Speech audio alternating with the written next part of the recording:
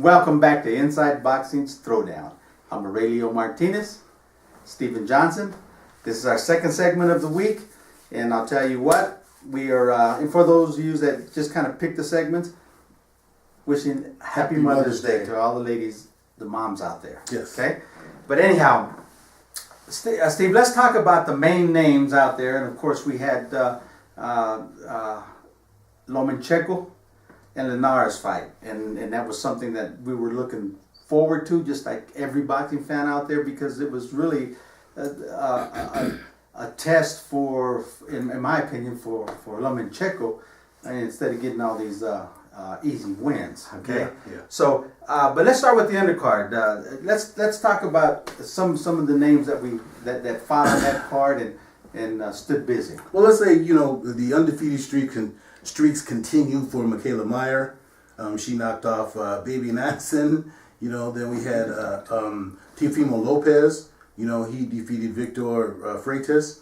We had Michael Conlon, Ireland. He remains undefeated. And then Jamel Herring. Even though he's not undefeated, Jamel Herring is still a factor, and he knocked off a guy with a lot of fights. But it was overall an very attractive fight card. It really was. Building up to the co-main and the main event. It really so was. let me start off, if I can, about the co-main event where you had Carlos Adames from the Dominican Republic, who was taking on Alejandro Barrera from Mexico.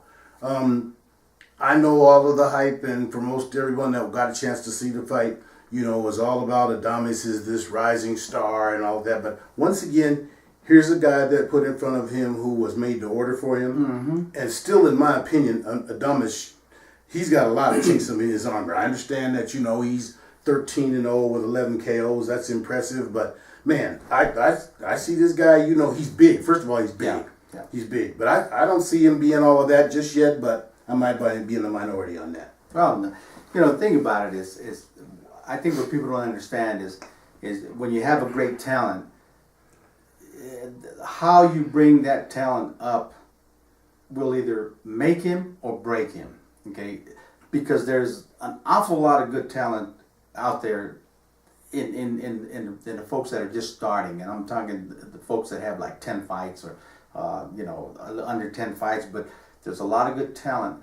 But they're at that. Boxing is funny. Boxing, I used to say, is like what Mexico used to be, where you don't have a middle class. You're either poor or you're rich. Okay, boxing's pretty much the same way. When you're starting, you're not making any money. You're fighting club fights. You're fighting for $100 a round. You're just not making any money.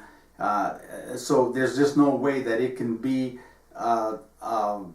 a revenue source at the beginning for you to support your family or yourself or anything like that. With the cost of living anywhere in the United States, it doesn't happen. So most of the time you got to have a job, and your boxing has to be secondary. So what I'm saying is you have to really be careful on how you bring them up. And again, Top Rank is a master at how they do that, how they bring up their fighters, and we'll talk about that with Lomachenko and Conlon and these folks that they're bringing up.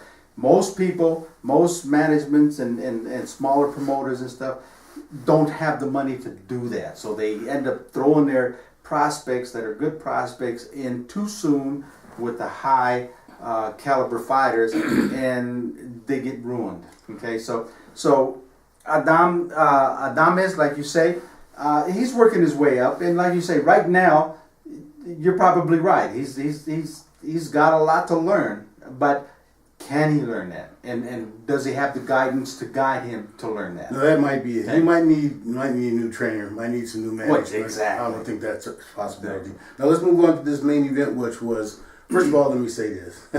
I've already taken some heat from some of my buddies, but very exciting fight. Good for boxing. Let me say this. Good for boxing. Jorge Linares and Vasyl Lomachenko. Okay. First of all, the scorecards, let's just jump in. At the time of the stoppage, there was one judge had it even, and another judge had Linares winning. I can't argue with that. I know there are a lot of people that saying, those judges were crazy. This was a close fight.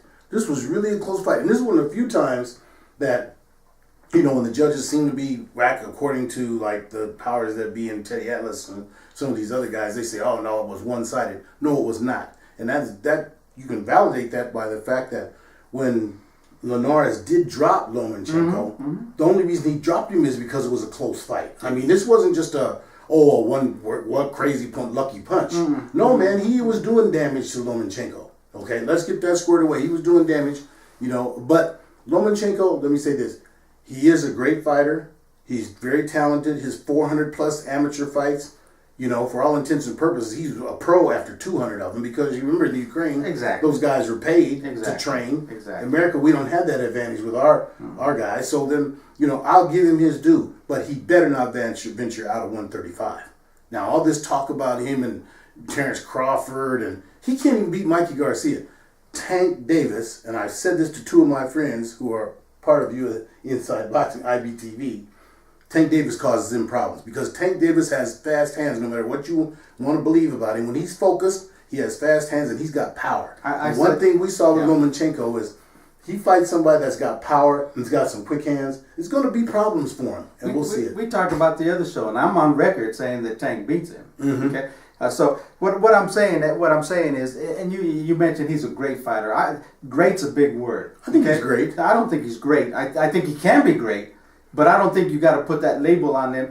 And the only thing that people are getting high on him, so high on Lomachenko right now is because he's the only one out there that's really giving the fans what they want, okay? Well, Radio, let's be honest. The reason that Terrence Crawford left 135 is because there's nobody there for him. Now, 135 is not a weight division where there's a whole lot of talent, okay? Ray Beltran is a possibility for Lomachenko, okay? Ray Beltran, his problem with him is he's too slow. That's how Terrence Crawford took him apart. Yeah, Lomachenko beats Beltran. Yeah, because he's too slow. But you get a young boy and the reason I say Tank Davis is because Tank is still young and he don't care. Okay, well let's talk about this fight because the segment just flies by.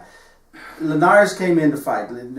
No one can deny Jorge Linares' talent.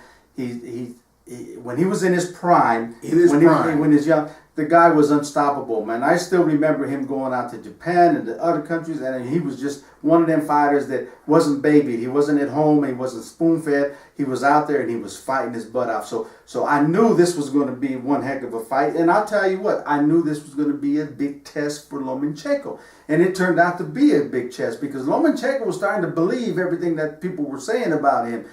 He was even calling himself the no mas man, okay? And I'm going to tell you what, that body shot was a picture-perfect body shot that stopped the fight. And had it not been for that fight and it goes to the distance, don't you guys think for a minute that Lomachenko couldn't lose that fight because it was that kind of a fight where it could have went one point one way or the other. It really was. And there would be no way that anyone could complain. Oh, they would though. They would. Well, sure they would because he's the little golden boy now. Well, he's the little golden boy. Let's talk about little golden boy because just flat out the dick riding from that crew. Man, I even put it on in several of the boxing forums. It was ridiculous. It was absolutely ridiculous. They've crowned Linares as the greatest thing since sliced bread. We got a lot of people, drinking this Lomachenko Kool-Aid. That there's nobody that can beat him. That's why I mentioned earlier, Mikey Garcia, Tank Davis. They both caused him problems at 135. I'm telling you, you got the two fighters that you mentioned there, Mikey Garcia and Tank. One thing they do know how to do is throw punch. They're fast with their punches, and they know how to throw punches when they're set. Yeah. Lomachenko don't know how to throw punches while he's set. He's still bouncing around. Okay, he's still bouncing around. That's part of his speed. But that's his forte. Yeah, his pity pat, and then he gets in and delivers punches. But what's he gonna do when you can't hurt a guy? Okay? What's he gonna do when a guy can hurt him? And obviously that's not going to be too much because Linares is not known for his punching power. Okay, so. A reality fight for Lomachenko. A reality fight. Now he's got a choice to do. Now people can believe me when I say they were ducking Pacquiao. Pacquiao fight him at 35. Yeah. Okay. He don't want nothing to do with Tank Davis. There's always some excuse. Fight somebody else and come up to my level. Oh, wait a minute. Okay. Just make the fight. These are money fights. Okay. So he can forget about getting into the ring with any of them guys that have the skills. My whole point is, that's 10 seconds. My whole point is, skill will always beat will. Okay, And Lomachenko right now, because he's on this pedestal, is getting a false sense of will. He's getting that false sense of that he's the gift to boxing. Okay, so this fight right now, I'm gonna tell you, Lomachenko had to learn a lot, and it's going to benefit him because now he knows when he gets into that type of fight, these guys are not going to cry no mas. They're not. He's going to have to win. He's going to have to go in there and fight to win. Well, let me say this in ending. I didn't catch the. I was not at the angle they first showed. I didn't see clearly, that liver shot. When they showed it back on the replay from the other side, it was a beautiful shot. Oh yeah. Okay, it was a beautiful shot. That's why I say, man, I will call him a great fighter because at 135, he's great. There's not many that can beat him, but we named two that can beat him. Mikey Garcia, they'll make the fight at 140. Mikey's already said 135 is a reach for him. I'm sure that Bob Arum would push that because he'd love for his guy to fight a weight drain guy.